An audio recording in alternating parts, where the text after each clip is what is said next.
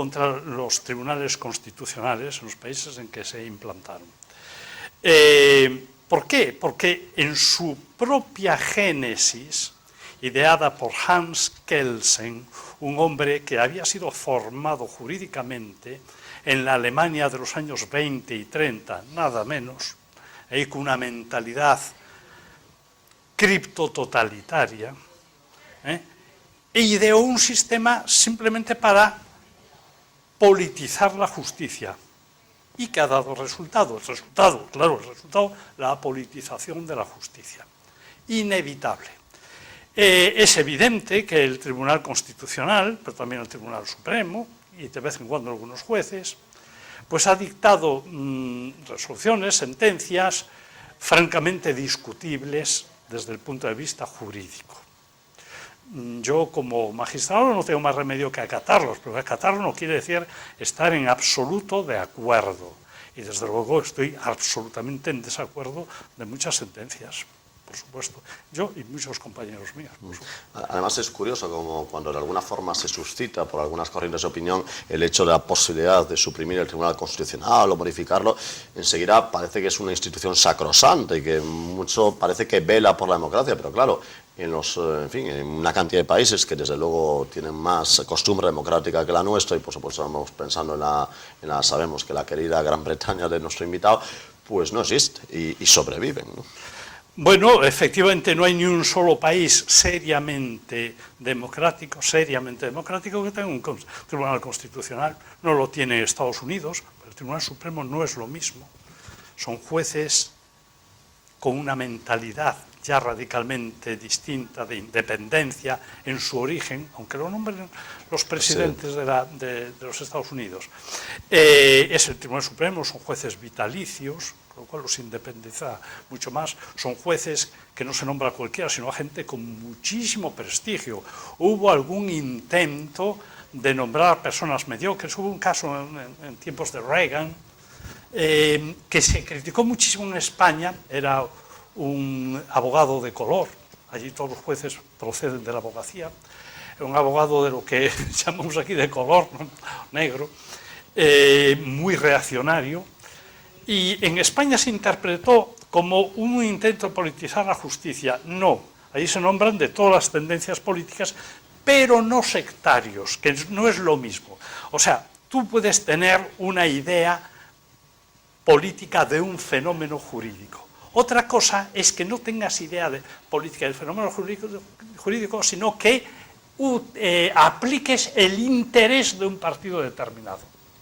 Y eso es lo que parece que ha sucedido en España, según si nos basamos en lo que dicen los medios de comunicación. Es escandalosísimo, efectivamente, que en los periódicos se dé por segura la victoria en un pleito de la derecha o de la izquierda, según que la mayoría de los jueces hayan sido nombrados por la izquierda o por la derecha.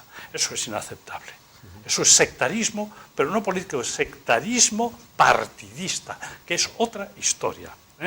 Después está el caso típico de Inglaterra, que en absoluto tiene un tribunal constitucional, Australia, Nueva Zelanda, Canadá. En fin, países países, como sabemos, con muy poca tradición democrática, que solo se origina hace aproximadamente 350 años. Sí. Como nosotros. Digamos que en vinos la Constitución española sería pues un vino de mesa, ¿no? Exactamente.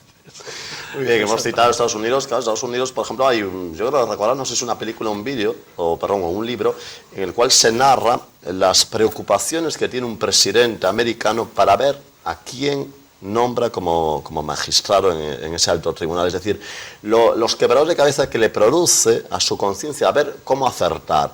Eso sería inimaginable en España, ¿no? Tremendas preocupaciones de ese calibre. No, de esas preocupaciones, no, aparte que son preocupaciones de película, ¿no? No, pero normalmente sí, se tienen datos muy conocidos y serios. Hay muchos libros en Estados Unidos publicados sobre los distintos jueces del Tribunal Supremo. Allí un juez del Tribunal Supremo es un personaje de un peso tremendo. Piénsese que la segunda personalidad de Estados Unidos, en todos los sentidos, incluido en el protocolario, no es ni el vicepresidente ni el presidente del Senado, es el presidente del Supremo. Bueno, y son muy pocos, son 9 jueces nada más. Y sí que causa quebraderos de cabeza, lo que pasa que, bueno, supongo que los presidentes tratarán de colocar amigos antes que enemigos, ¿no?, en esos cargos.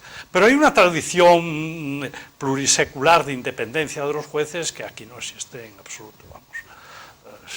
Más que los jueces de oposición, claro. Bueno, pero quiero decir que esa tradición de independencia no existe aquí, no es lo mismo. No sé, y no parece que vaya a calar de forma a corto plazo, digamos. Mi opinión es muy pesimista. Muy pesimista, sí, sí. Bueno, quizás en 300 años, ¿no? Cuando llevamos los 300 años que ya. Sí, bueno, sí. Sí. Entonces, a lo mejor sí. No sé si lo veremos, de todas formas. Bueno, en fin, hablando un poquito ya de la realidad española, parece que van a recalar varias reformas de Administración de Justicia, aunque nunca se sabe, porque bueno, el ministro Gallardón pues ha anunciado varios cambios en la Administración de Justicia que bueno, parece que serán con lentitud, no acaban de cuajar. Bueno, en todos ellos parece que redunda un interés claro, al menos eso dice el ministro, de que la justicia vaya más rápida, tal. Algunos, por ejemplo, se ha llegado a decir, no se aplicará aún, por ejemplo, habilitar el mes de agosto. ¿Eso cómo asentaron en el mundo de la judicatura? Bueno, no, eso no tiene la menor importancia para los jueces, porque nos vamos de vacaciones en julio o en agosto, no tiene importancia. El problema surge con la abogacía y la procura, porque claro, un abogado, ¿cuándo se va de vacaciones y le habilitan todo el año? Ahí habría... Claro, o sea, imagínense que decide irse en agosto y justo en agosto le señalan un juicio. Pues ahí está la dificultad. Yo creo que esos no son los grandes problemas de la justicia, ni muchísimo menos. El principal problema de la justicia es la hiperburocratización, un coste desmesurado, una cantidad de jueces, fiscales, tal, que yo considero, educado en el ámbito anglosajón, considero casi monstruoso.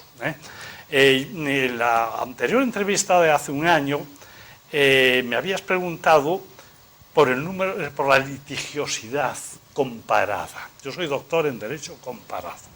Empecemos por ahí. Me acuerdo que cuando hice mi tesis, en Galicia se daban unos 20.000 pleitos de lo contencioso administrativo al año. En Galicia. No recuerdo cuántos habitantes tiene Galicia, pero rondarán los 3 millones. ¿No? Menos, 2.670.000. 2.670. En Inglaterra, con casi 70 millones de habitantes, creo que ya lo supero, se daban unos 5.000. Estoy hablando de 20.000 en Galicia, 5.000 en toda Inglaterra.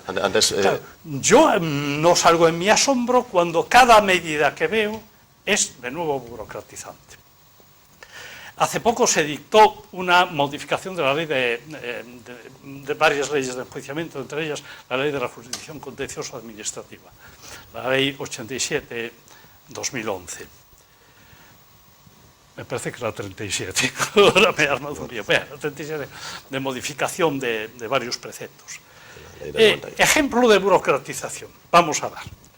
Un extranjero que entra ilegalmente en España y al que se le quiere expulsar, tiene derecho a que se le nombre un abogado, pagado por los españoles, por supuesto, que se le nombre un abogado defensor. Pues bien, se ha modificado. Si el extranjero es menor de edad, aparte de tener derecho a que se le nombre un abogado defensor, para que no lo echen, ¿no?, ahora resulta que tiene que intervenir el Ministerio Fiscal, o sea, más burocracia. Que tiene que intervenir el Ministerio Fiscal para defender, además del abogado, al menor. En los países anglosajones, como en Inglaterra, hay medidas sensatas para reducir la litigiosidad. Se llaman multas al litigante temerario, que no hace falta que el litigio en sí sea temerario, sino solo una parte del litigio sea temerario, se le coloca una multa, porque es que está haciendo uso de un servicio público que cuesta mucho dinero.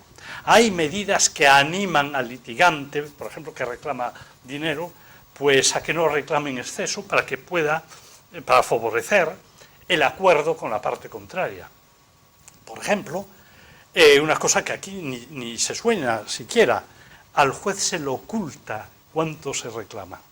Solo el hecho de que se le reclama. Y la cantidad queda en poder del secretario, en sobre cerrado. Si el juez da ese dinero que se reclama o superior, no pasa nada. Pero si da menos, hay una multa para el litigante que ha pedido demasiado.